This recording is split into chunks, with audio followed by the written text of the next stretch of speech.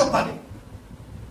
సంఘానికి శిరస్సు క్రీస్తు, దేహం అంటే క్రైస్తవులు. మనము అంటే తలతోనే గుర్తింపు. మనకి ఏదైనా తల పక్కన పెట్టేశారు. ఎవరి పేరు మీ సావాసం ఎవరిది అంటే కొంతమంది ఏమంటారు తెలుసా, నా సావాసం ఎబ్రోన్.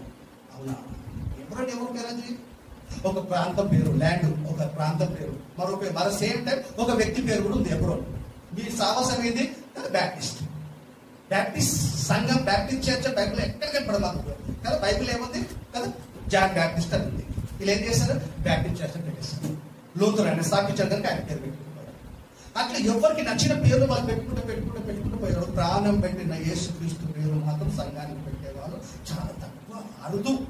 ఆ పేరుతో పిలువబడట్లేదంటే క్రీస్తుని గణపరచట్లేదని అర్థం. ప్రాణం పెట్టిన ఆయన పక్కన పెట్టి, అంటే శిరస్సును పక్కన పెట్టేసి వేరే వేరే పేరు పెట్టేసుకున్నారు.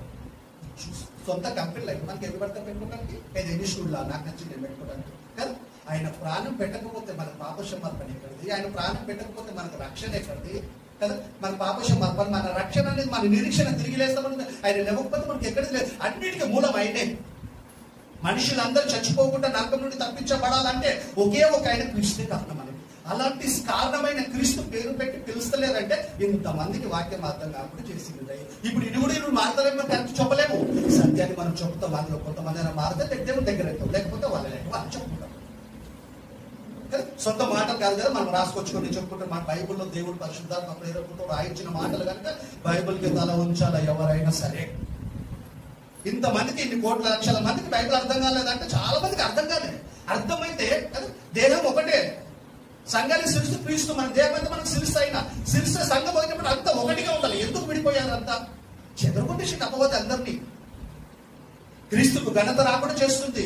క్రీస్తుకు వేరే తలని అత్తుకొని ఉండాలి. మనం తలని అత్తుకొని ఉండకుండా తలకు వేరేగా చేస్తుంది. మన బాడీ నుండి వేరు చేస్తుంది. మన ఈ బాడీలో ఉండమనుకుంటుంది. కనుక బోధ విషయంలో చాలా జాగ్రత్త ఉండాలి. చూస్తాం, అంత తొందరగా చూసుకుంటాం. ఎఫెసీయుల రాష్ట్ర పత్రిక 1వ అధ్యాయం 21 వచ్చిన నెమ్మది. ఎఫెసీయుల రాష్ట్ర పత్రిక 1వ అధ్యాయం 21 చదువు కరెక్ట్. సమస్తమైన ఆధిపత్యము కంటే, సమస్తం అధికారము కంటే, శక్తి కంటేను, మళ్ళీ చదువునైనా, సమస్తమైన ఆధిపత్యం కంటేను, అధికారం కంటేను, శక్తి కంటేను, ప్రభుత్వం కంటేను, ఈ యుగంలో మాత్రమే కాక రాబో యుగమందును పేరు పొందిన ప్రతి నామము కంటేను ఎంతో హెచ్చుగా పరలోకమందు ఆయన తన కుడి పార్శ్వమున పెట్టుకున్నాడు. మరియు సమస్తమును ఆయన పాదముల క్రింద పెట్టి సమస్తం పైన ఆయన సంఘమునకు శిరస్సుగా నియమించేను. సంఘానికి శిరస్సు